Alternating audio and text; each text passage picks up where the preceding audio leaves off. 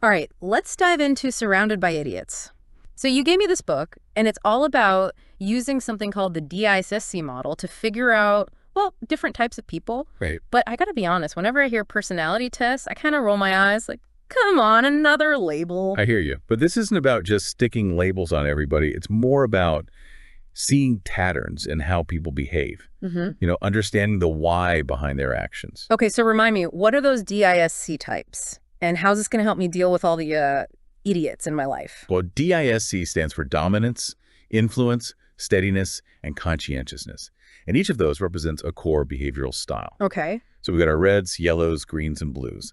And the real magic happens when you realize that each type has its own strengths, weaknesses, and even ways they prefer to communicate. So it's like a cheat sheet for dealing with difficult people. It's more like a roadmap for navigating different personalities. Mhm. Like in the book, there's this story about a CEO who was so competitive, his wife actually banned him from family game nights. He would race through books, drive in the bus lane. Wait, what? The bus lane? Yeah, he even got a permit for it, just to shave off a few minutes. He was obsessed with saving time and winning, even if it was just, everyday life. Wow, that's intense. So is that like typical red behavior? Always rushing, always got to be number one? Well, Reds are definitely driven by results. They want to take action and get things done. They're decisive, direct, and natural leaders. But yeah, that can sometimes make them impatient and controlling. Like this CEO probably saw traffic as just another obstacle to overcome, not something to sit through passively. I can see how that could cause some friction with his team. Always pushing, pushing, pushing. Exactly. And that's where understanding the DIC model can really help. If you know someone is a strong red personality, you can tailor how you communicate with them. So less touchy-feely, more just the facts, ma'am. Right. Be concise, focus on the results, and don't waste their time with small talk or emotional appeals. Just give them the data, be direct and to the point. Got it. So that's reds. What about yellows? The book mentioned a story about an advisor pitching crazy party themes but then not even showing up. Oh yeah, that's a classic yellow move. They're all about social interaction and bringing energy to everything. Enthusiasm just pours out of them. That makes them fantastic at persuasion and networking. But they can also be a little scattered, disorganized, and yeah, maybe not the best at sticking to a schedule. So how do you handle someone who's constantly bouncing from idea to idea? It sounds exhausting. Patience and a good sense of humor are key. Don't get bogged down by their lack of focus. Try to match their enthusiasm, steer the conversation toward a shared vision, and remember, yellows are all about the big picture. Okay, enthusiasm and big picture for yellows. Got it. So moving on, we have the greens. The book made them sound like these calm, collected peacemakers. But there was also this sad story about a green employee who was so sensitive to criticism, she ended up losing her job. Yeah, that's a common misunderstanding about greens. While they are all about harmony and avoiding conflict, their desire to please can sometimes lead to them suppressing their own needs and not speaking up for themselves. They really need stability and security to thrive. So how do you offer constructive criticism to someone who basically shuts down at the slightest hint of negativity? With greens, it's all about building trust and rapport. Be patient, understanding, and never put them on the spot. And when you do give feedback, focus on reassurance and how the changes will benefit the whole team. Create a more harmonious environment. Okay, I can see how this is starting to get useful in real life. All right, we've got one more type, the blues. And I think the book had an example of a CEO who spent months researching cars, test driving everything. And ended up buying the most common model in the most common color. Yes. How did you know? Well, that just screams blue personality. They're analytical, detail-oriented, with a deep respect for logic and facts.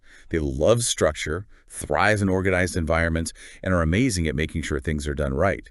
But sometimes, yeah, that can lead to overthinking and analysis paralysis. So how do you get a blue to actually make a decision without getting lost in a sea of research? Patience and data. Give them all the information presented in a clear, logical way. Don't rush them. Don't get emotional. Just let them analyze everything thoroughly, and they'll arrive at a well-reasoned decision eventually. Okay, I think I'm starting to get a feel for these four types. But how often do you actually meet someone who's purely red, yellow, green, or blue? I feel like most people are a mix, right? You're absolutely right. You're absolutely right. Most people aren't just one color. They're a blend.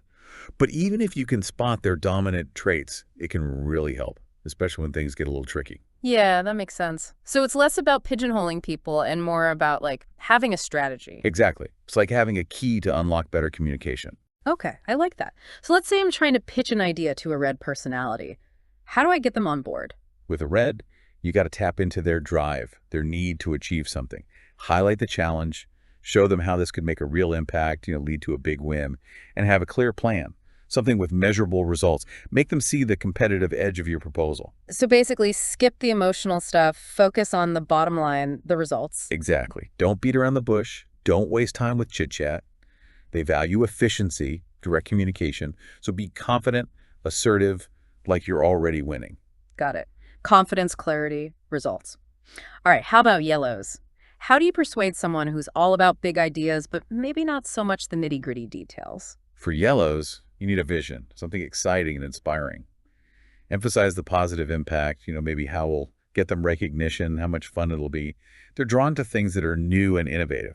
Make them feel like they're part of something groundbreaking. I bet they love a good story, like turn the pitch into a compelling narrative. Oh, absolutely. Yellows are all about engaging stories and dynamic presentations. Use humor, tell anecdotes, bring in visuals, really bring those ideas to life. Okay, so we've got action-oriented reds, enthusiastic yellows. Now, how do you persuade a green? The harmony-loving, peace-at-all-costs type. With greens, it's all about emphasizing stability and security. Reassure them that things won't be disrupted, that their routine is safe, and really listen to their concerns. Show them you value their input. Collaboration is key. So a very we're in this together kind of vibe. Exactly. Focus on building consensus, really listen to their concerns, and highlight how your idea contributes to that positive, supportive environment. Makes sense. Okay, last but not least, the blues. How do you win over someone who overthinks every single detail? With blues, you got to come prepared. Bring the data, the logic, the evidence, have a meticulously crafted plan, and be ready to answer every question they throw at you, address every concern. So it's all about facts and figures, no room for emotional appeals or vague promises. Exactly. They crave certainty and predictability. So be transparent, be thorough. Show them the logic behind your proposal. Let them see that you've considered everything. That's how you build trust with a blue. I'm realizing this DISC model isn't just about casual chit-chat. It could really be a powerful tool for negotiating, persuading people. Absolutely. It all comes down to understanding what motivates each type and then adapting your approach. And speaking of adapting, there's another big piece of communication we haven't really talked about yet.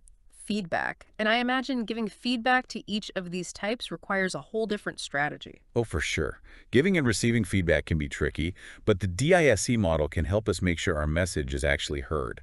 I bet it's especially tough with people who are, well, feedback resistant. The book even called it feedback immunity. What exactly does that mean? I bet it's especially tough with people who are, well, feedback resistant. The book even called it feedback immunity. What exactly does that mean? It's like some people have this, invisible shield. Anything that sounds like criticism just bounces right off. And those shields, they come in different forms, depending on their DISC type. Okay, so how do we get past those defenses? Let's start with the reds. They seem like they'd be the most resistant to any kind of criticism. You'd think so, right? But reds can actually handle direct feedback, straight talk. The trick is to frame it as a challenge, something to overcome, like, here's how you can achieve even better results. Focus on the potential for improvement, how it aligns with their goals. The book suggested asking a red to repeat back the plan for improvement, almost like they're taking ownership of the solution. Right. Brilliant. It plays into their action-oriented nature. They see it as a strategy and adjustment, not a personal attack. So directness and focus on results for reds. Got it. How about yellows? How do you give constructive criticism without, crushing their spirit? With yellows, it's all about reassurance. Emphasize the positive, the potential for growth. Start by acknowledging their efforts, even if there's room for improvement. Then frame your feedback as a way for them to really shine, get even more recognition for their awesome talents. And I'm guessing stories work well here too. Turn the feedback into a narrative, something they can connect with emotionally. For sure. Yellows are drawn to stories, especially ones about personal growth and positive change. So instead of listing their weaknesses, weave it into a story, their journey to becoming even more amazing. Love it. Okay, we've tackled reds and yellows. What about the peace-loving greens?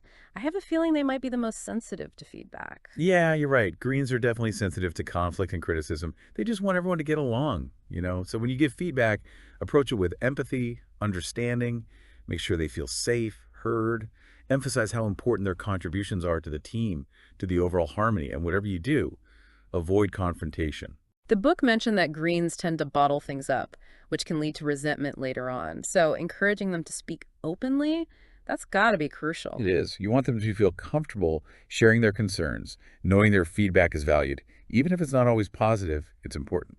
Okay, last but not least, how do we give feedback to the detail-oriented blues?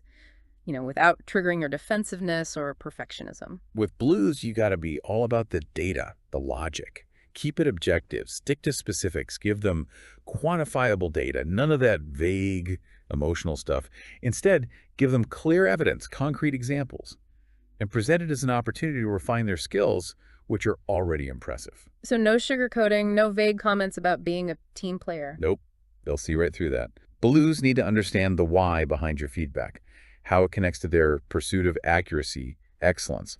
That's what makes sense to them. This has been so insightful, but we've been focusing a lot on giving feedback. What about receiving it? I mean, we all have blind spots, right? And we can get pretty defensive when someone criticizes us. Totally. We've all been there. But the DISC model can actually help us become more self-aware, more open to feedback, even when it's tough to hear. So we can actually use the DISC model on ourselves. Exactly. When we understand our own dominant traits, how we typically react to criticism, we start to see those patterns. And that's how we develop strategies to handle feedback better, more constructively. It's like turning that DISC model inward, figuring out our own strengths, weaknesses, communication styles. Exactly. And the more we do that, the better we become at communicating, both giving and receiving feedback. As we wrap up this deep dive into Surrounded by Idiots, I keep thinking, what if those idiots aren't actually idiots? What if it's just a communication breakdown, like we're speaking different languages? I love that. Yeah. Maybe the real idiocy is our own lack of awareness, not being willing to adapt to how other people communicate. The DIC model gives us a tool to bridge those gaps, turn conflict into connection, understanding. Instead of labeling people as idiots, we can actually decode their behavior, figure out what makes them tick, and that's how we build stronger, more productive relationships. Exactly. Everyone has their own strengths, their own challenges. And when we get that, we can navigate all this human interaction stuff with a lot more grace, a lot more effectiveness. This has been an amazing journey. I encourage everyone listening, take a look at the people in your life. See if you can spot their dominant DISC traits, and then experiment. Try adapting how you communicate with them. You might be surprised how much smoother things become. Who knows? You might even discover some hidden brilliance in the people you used to think were idiots. Well said. Thanks for joining us on this deep dive into Surrounded by Idiots. We'll catch you next time.